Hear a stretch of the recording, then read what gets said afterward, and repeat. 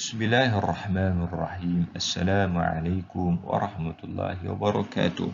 Pada hari ini, saya akan membawakan satu topik yang bertajuk Pemerintahan Ali Abdullah Saleh, Sejarah Hubungan Bilateral dengan Arab Saudi. Pemilihan tajuk ini berasaskan satu sebab utama, iaitu sejarah hubungan yang berlaku antara kedua-dua pihak ini telah mendorong kepada naratif Yaman pada hari ini. Maka untuk mengetahui lebih lanjut, sama-sama kita saksikan perbahasan yang akan saya bentangkan pada hari ini.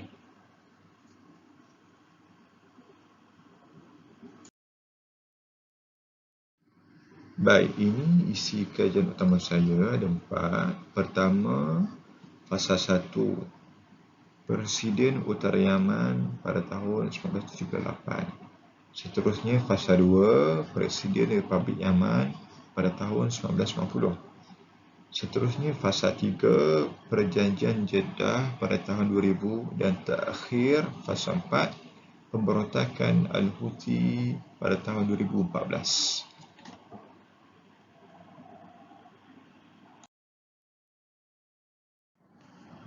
Seterusnya, objektif pembentangan. Maka saya gariskan 3 poin utama.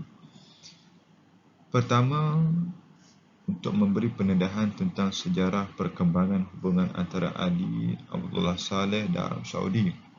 Kedua, bagi menganalisis kepentingan politik yang terjalin antara Ali dan Arab Saudi. Dan yang ketiga, mengkaji peristiwa-peristiwa penting yang tercetus sepanjang perhubungan antara Ali dan Arab Saudi.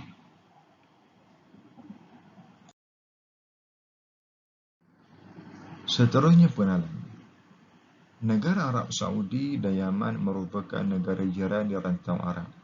Kedua, dua negara ini terdapat perairan penting iaitu Laut Merah yang terkenal dengan aktiviti pelancongan dan sektor minyak. Selain pada Laut Merah, terdapat juga Teluk Aden yang terletak di bahagian selatan Yaman yang berhampiran juga dengan wilayah Aden. Di Teluk Aden ini terdapat selat yang dikenali sebagai Babul Mandab. Selat ini merupakan satu-satunya pintu masuk bagi sebarang tujuan ekonomi di Laut Merah. Ketiga, ibu kota bagi Arab Saudi ialah Riyadh yang terletak di bahagian utara Saudi, manakala Yaman ialah Sana'a yang terletak di bahagian utara Yaman.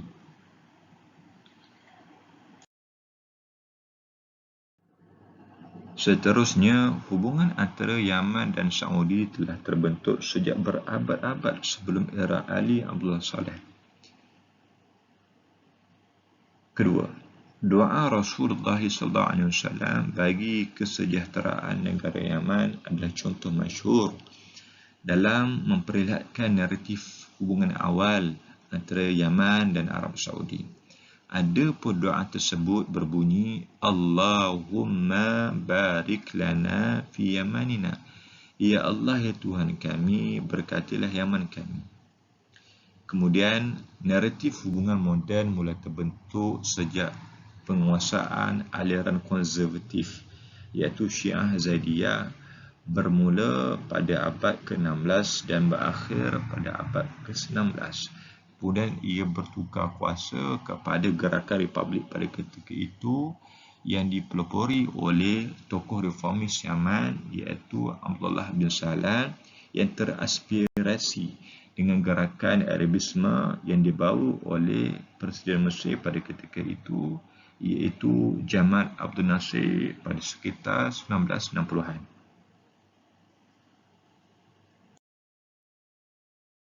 Seterusnya, kajian utama. Fasa pertama, naratif hubungan antara Ali dan Arab Saudi mula terbentuk seawal Ali diangkat menjadi Presiden Utara Yaman pada tahun 1978. Namun, naratif hubungan mereka menjadi dingin pada tahun 1979 apabila Ali mengiktiraf kejayaan Ayatullah Al-Khumaini yang mencetuskan revolusi di Iran, dan beliau merupakan tokoh politik pertama di negara Teluk memberikan pengiktirafan tersebut, sedangkan Saudi telah bermusuhan dengan Iran sejak revolusi itu tercetus. Hubungan kangaroo apabila Ali meminta bantuan dari Soviet Union yang merupakan seteru bagi negara Arab Saudi bagi mendepani konflik sepadan dengan Yaman Selatan.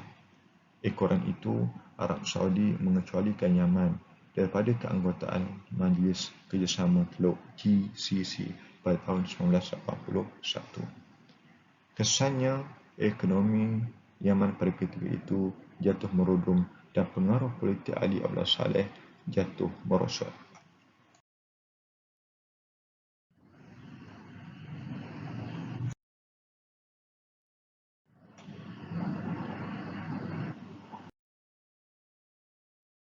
Fasa 2. Naratif pada fasa ini bermula setelah berlakunya penyatuan antara Yaman Selatan dan Yaman Utara yang mendorong kepada penyatuan sebuah negara yang membawa nama Republik Yaman, dan ketika itu Ali diangkat menjadi presiden pertama pada tahun 1990. Pada Ogos 1990, hubungan Ali dan Arab Saudi terus memburuk semasa peperangan Teluk II melibatkan pencerobohan Iraq ke atas Kuwait. Ali bersikap untuk tidak campur tangan sebagai negara teluk dan negara jiran. Walaupun telah didesak oleh GCC, Saudi dan Amerika Syarikat. Sebaliknya, Ali meminta agar polemik tersebut dibawa ke meja rundingan tanpa melibatkan kuasa asing Amerika Syarikat. Saudi tidak bersetuju, malah bersama dengan proksinya Amerika Syarikat menekan Ali khususnya dalam aspek ekonomi. Misalnya, Saudi bertindak menghantar balik seramai 800,000 rakyat Yaman yang berada di Saudi kembali ke negara asal mereka. Kesannya, kadar peningkatan pengangguran rakyat Yaman melonjak pada ketika itu.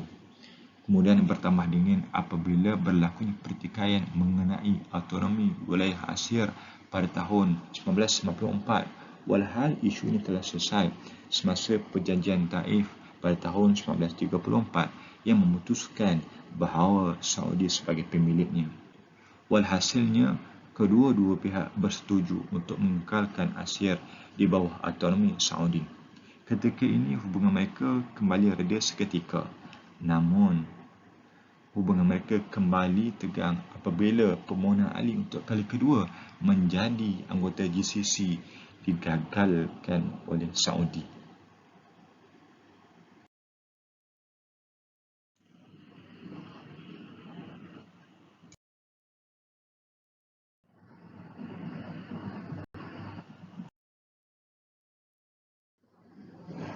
Seterusnya fasa 3, naratif bermula seawal perjanjian Jeddah yang dibuat pada tahun 2000. Pada Jun 2000, bermula naratif baharu dalam hubungan Ali dan Arab Saudi apabila kedua-dua pihak tersebut bersetuju menandatangani perjanjian Jeddah. Perjanjian bersejarah ini lebih bersifat komprehensif, telus dan terbuka berbanding perjanjian sebelumnya ini, seperti perjanjian Taif pada tahun 1934. Buktinya apabila mereka lebih bersifat bersama dan bersatu dalam mendepani isu-isu yang berkaitan dalam soal keselamatan dan keamanan negara. Misalnya, pada tahun 2003, mereka bersatu mendepani kumpulan Al-Qaeda yang telah menggemung Riyadh. Kemudiannya sekali lagi, mereka bersatu mendepani kebangkitan kumpulan Al-Houthi di utara Yaman, Sa'adam pada tahun 2004, kemudian tahun 2005 dan kemuncaknya pada tahun 2011 semasa Arab Spring.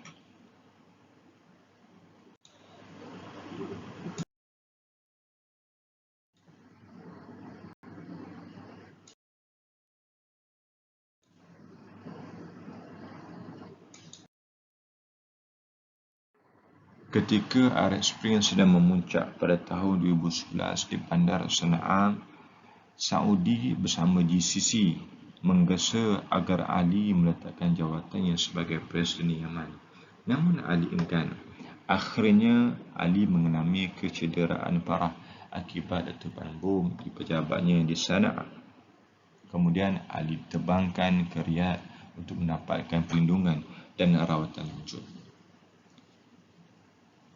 Semasa Ali berada di sana, Ali sekali lagi digesa oleh Saudi agar menandatangani inisiatif GCC untuk peletakan jawatannya sebagai Presiden.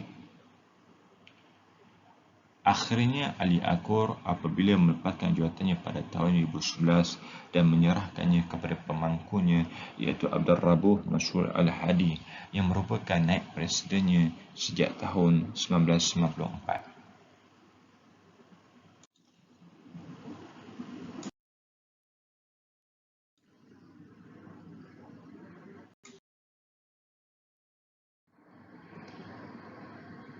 Seterusnya fasa 4.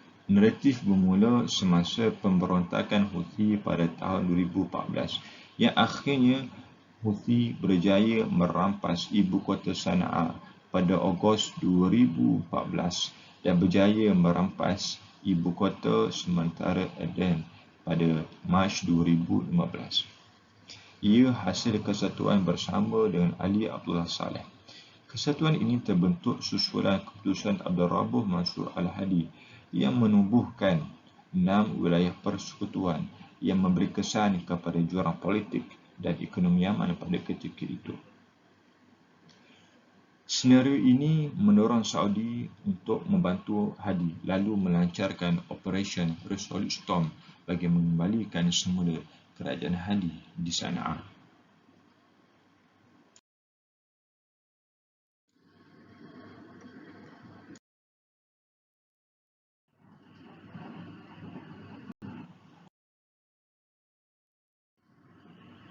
Susulan Operation Resolute Storm oleh Saudi melancarkan serangan udara ke Aden pada 26 Mac 2015. Kemudian Saudi menyerang pula kediaman rasmi Ahmad Saleh iaitu anak lelaki kepada Ali Abdullah Saleh pada 26 Mei 2015. Hubungan Ali dan Saudi bertambah keruh apabila Ali bersama pakatannya iaitu Houthi menubuhkan majlis politik tertinggi di Sana'a pada Julai 2016.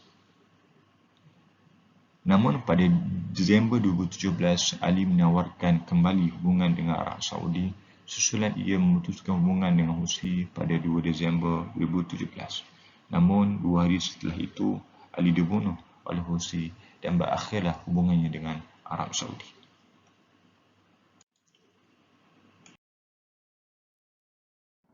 Kesimpulan. Pertama, hubungan antara Ali dan Saudi terjalin sejak 1978 sehingga 2017.